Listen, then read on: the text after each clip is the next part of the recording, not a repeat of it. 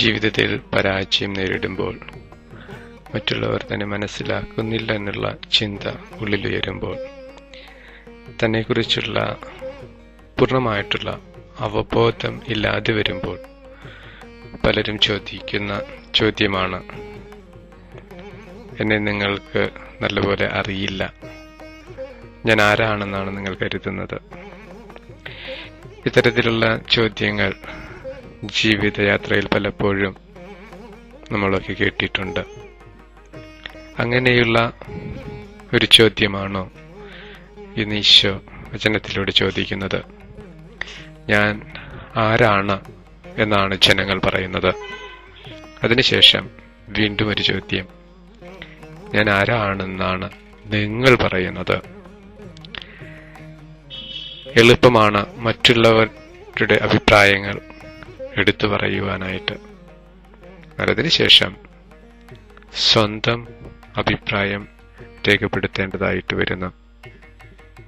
ഈശോയുടെ ഈ ചോദ്യം തൻ്റെ തന്നെ അരക്ഷിത അവസ്ഥയിൽ നിന്നും ഉയരുന്നതല്ല, മറ്റുള്ളവർ തന്നെക്കുറിച്ച് എന്ത് കരുതുന്നു എന്നുള്ള ജിജ്ഞാസ കൊണ്ട് ഉയരുന്നതുമല്ല.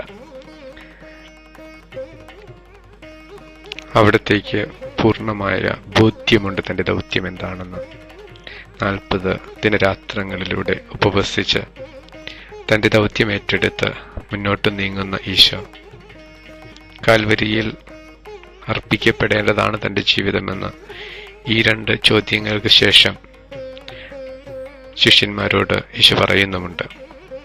തൻ്റെ ദൗത്യം പൂർണ്ണമായിട്ടും അറിഞ്ഞുകൊണ്ട് തൻ്റെ പ്രയാണം കുരിശിലേക്കാണെന്നുള്ള യാഥാർത്ഥ്യവും ഈശോയ്ക്കറിയാം. അങ്ങനെയുള്ള ഈ സാഹചര്യത്തിൽ ഈ ചോദ്യത്തിന്റെ പ്രസക്തി എന്താണ്? ഈ ചോദ്യത്തിന് നൽകുന്ന ഓരോ വ്യക്തിയുടെയും ഉത്തരമാണ് ആ വ്യക്തിയുടെ രക്ഷ സാധ്യമാക്കുന്നത്. അത് ഈശോയ്ക്കുള്ള നേട്ടമല്ല. ഈ ചോദ്യത്തിനുള്ള ഓരോ വ്യക്തിയുടെയും മറുപടിയാണ് അവരുടെ ജീവിത വിജയം. ആത്മാവിൽ നിറഞ്ഞതുകൊണ്ട് മാത്രമാണ് പത്രോസ്ലീഹായിക്ക് പറയാൻ കഴിഞ്ഞത്, അങ്ങ് സജീവ ദൈവത്തിന്റെ പുത്രനാണെന്നുള്ളത്. അതൊരു യാഥാർത്ഥ്യം തന്നെ. ഈശോനാഥൻ സമരിയാക്കാരി സ്ത്രീയുമായിട്ടുള്ള സംഭാഷണത്തിൽ പറയുന്നുണ്ട്, ഞാൻ ആരാണെന്ന് നീ അറിഞ്ഞിരുന്നുവെങ്കിൽ എന്നോട് നീ ജീവജലം ചോദിക്കുകയും നിന്നിൽ നിന്നും ജീവജലത്തിന്റെ അരുവി പുറപ്പെടുകയും ചെയ്യുമായിരുന്നു. ആത്മാവിലും സത്യത്തിലും ദൈവത്തെ സ്തുതിക്കുന്ന ആ ദിനത്തിലേക്ക് നീ വളരുമായിരുന്നു. ഈശോയുടെ ജീവിതം നമ്മുടെ ജീവിതത്തെ സ്വാധീനിക്കുമ്പോഴാണ് നമ്മുടെ രക്ഷ സാധ്യമാകുന്നത്. 2000 വർഷങ്ങൾക്ക് മുമ്പ് ചരിത്രത്തിലൂടെ കടന്നുപോയ ഒരു വ്യക്തി എന്നല്ല, മാനവ സമൂഹത്തിന്റെ നന്മ ആഗ്രഹിച്ചൊരു വ്യക്തി എന്ന നിലയിലുമല്ല, സജീവനായ ദൈവത്തിന്റെ പുത്രനായ മിശിഹ ദൈവം തന്നെയായ കർത്താവാണ് അവിടെ നിന്നുള്ള ആ തിരിച്ചറിവ്. ആ വലിയ ദൈവസ്നേഹത്തിന്റെ ആഴം മനസ്സിലാക്കുവാനായിട്ടുള്ള അവസരം കൂടിയാണ് യേശുവിന്റെ ഈ ചോദ്യത്തിനുള്ള നമ്മുടെ മറുപടി. ഓരോ വ്യക്തിയും തന്റെ ജീവിത അനുഭവത്തിൽ നിന്നും ഈ ചോദ്യത്തിന് ഉത്തരം നൽകണം. എന്റെ ജീവിതത്തിൽ ഈശോ ആരാണ്?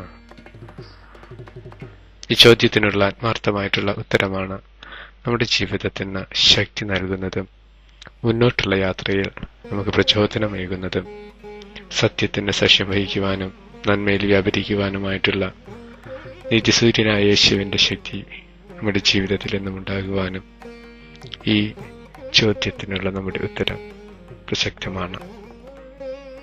സജീവ ദൈവത്തിന്റെ പുത്രനായ മിശിഹായെ, എന്റെ മേൽ കനിയണമേ എന്നുള്ള രോഗികളുടെ യാചന ഈശോ ആരാണെന്ന് തിരിച്ചറിഞ്ഞവർക്കൊക്കെ അവിടുത്തെ അനുഗ്രഹവും അത്ഭുതങ്ങളും കാണുവാനും അനുഭവിക്കുവാനും കഴിഞ്ഞിട്ടുണ്ട്. ഇന്ന് അസജീവ ദൈവം തിരുവോസ്തിയിലൂടെ ഓരോ കുർബാനയിലും എഴുന്നള്ളി വരുന്നു. ആത്മാവിൽ നിന്നും ഉള്ളിൽ നിന്നും അവിടുന്ന് സജീവ ദൈവത്തിന്റെ പുത്രനാണെന്നുള്ള തിരിച്ചറിവും അവിശ്വാസത്തോടുകൂടെ അവിടുത്തെ ഉൾക്കൊള്ളുകയും ചെയ്യുമ്പോൾ നമ്മുടെ ജീവിതത്തിലും ദർശിക്കുവാൻ കഴിയും അത്ഭുതങ്ങളും അടയാളങ്ങളും.